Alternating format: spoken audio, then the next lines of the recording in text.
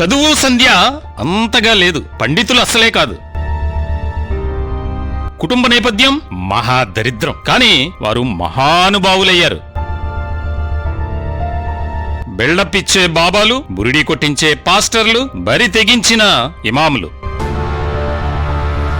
వారి కరుణా కటాక్షాల కోసం మిలీనియర్లు, బిలీనియర్లు ఎదురు చూస్తూ ఉంటారు. ఇక సామాన్యులైతే అయ్యవారు ఒకసారి చూస్తే చాలు అని ఆశగా చూస్తుంటారు.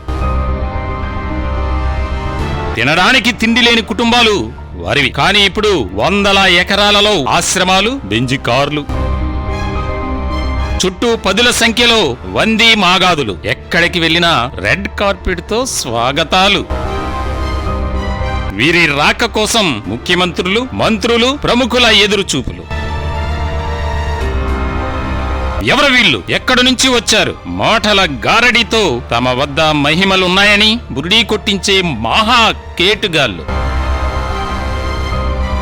అందిన కాడికి దోచుకునే దొంగలు. తమని నమ్మితే ఏదైనా చేసేస్తామని చెబుతూ మనల్ని నట్టేట ముంచే మోసగాళ్ళు.